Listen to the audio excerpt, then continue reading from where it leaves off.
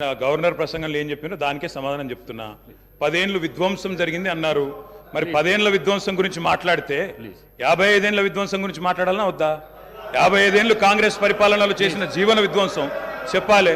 ఇప్పుడు గౌరవ సభ్యులు రామ్మోహన్ రెడ్డి గారు మాట్లాడుతూ రాజశేఖర రెడ్డి గారి పేరు తీసుకున్నారు, గత ముఖ్యమంత్రుల పేర్లు తీసుకున్నారు. పొన్నం ప్రభాకర్ గారేమో ఆంధ్రప్రదేశ్ చరిత్ర మాట్లాడొద్దంటారు. మరి రామ్మోహన్ రెడ్డి గారేమో గతంలో ఉన్న ఆంధ్ర ముఖ్యమంత్రుల పేర్లు తీసుకున్నారు. పేర్లు తీసుకున్నప్పుడు చెప్పకపోతే ఎట్లా అధ్యక్ష? వాస్తవాలు చెప్పాలి, చరిత్ర చెప్పాలి, అర్థం చూపెట్టాలి కదా సార్. 55 ఏళ్లు పరిపాలించే అవకాశం ఇచ్చినప్పుడు సాగునీరు ఇవ్వలేని అసమర్థులు, తాగునీరు ఇవ్వలేని అసమర్థులు, కరెంట్ ఇవ్వలేని అసమర్థులు, వాళ్ళ అసమర్థత గురించి చెప్తే ఉలికిపడ్డం ఎందుకు అధ్యక్ష?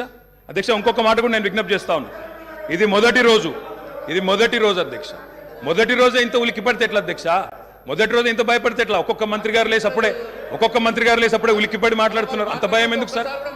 అంత భయం ఎందుకు సార్? అధ్యక్ష, నిర్మాణాత్మక సూచనలు చేయాలన్నారు భట్టి గారు, వి వెల్కమ్ ఇట్. కానీ మీరు నిర్మాణాత్మకమైన గవర్నర్ ప్రసంగం ఉంటే, విధ్వంసంగా ఉండకపోతే, వాస్తవాలు చెప్తే మేము కూడా వాస్తవాలు చెప్పేటోళ్ళం. మా అధ్యక్షుడు స్పష్టంగా చెప్పారు, కొత్త ప్రభుత్వం వచ్చింది, తొందరపడకండి, ఒక 3 నెలలు సమయం ఇద్దాం, అట్రఫ్లాప్ అవుతారు ఎట్లాగూ, కానీ 3 నెలలు సమయం ఇద్దాం. ఎందుకంటే అధ్యక్ష చాలా చెప్తా, అవి కూడా చెప్తా. పాపం వాళ్ళ సభ్యుడే వాళ్ళని నిరికిస్తాడు. అధ్యక్ష, ఒక్క మాటలో చెప్పాలంటే తెలంగాణలో అధ్యక్ష, ఒక్క మాటలో చెప్పాలంటే ఏంది అధ్యక్ష కాంగ్రెస్ పరిపాలన? బొంబాయి, బొగ్గుబాయి, దుబాయ్.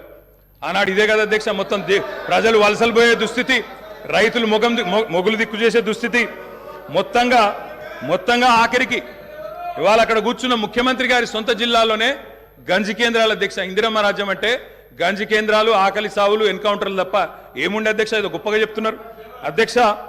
ఆ రోజుల్లో ప్రాజెక్టులు కట్టకున్నా, పైసలు తరలించకపోయినా ఆంధ్రాకి మౌనంగా మంగళహారతులు పట్టింది తెలంగాణ కాంగ్రెస్ నాయకులు కాదా అధ్యక్ష? ఆనాడు మేము రాజీనామాలు చేస్తుంటే, గొంతు చించుకుంటుంటే, పేగులు దిగేదాకా కొట్లాడుతుంటే, పదవుల కోసం పెదవులు మూసుకున్నది ఎవరు అధ్యక్ష?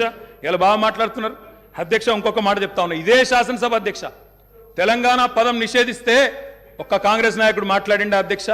ఇదే శాసనసభలో అధ్యక్ష, అక్కడ కూర్చున్న ముఖ్యమంత్రి కిరణ్ కుమార్ రెడ్డి గారు, మా హరీష్ రావు గారు లేచి మాకు నిధులు ఇవ్వరా అని అడిగితే, ఒక్క పైసా ఇయ్యా, ఏం చేసుకుంటావో చేసుకోపో అన్నప్పుడు ఒక్క కాంగ్రెస్ నాయకుడు మాట్లాడిండా సార్? ఇలా బాగా మాట్లాడుతున్నారు. పదవుల కోసం పెదవులు మూసిన చరిత్ర ఖచ్చితంగా తెలంగాణ కాంగ్రెస్ నాయకులదే. అందులో రెండో అభిప్రాయం కూడా అవసరం లేదు అధ్యక్ష.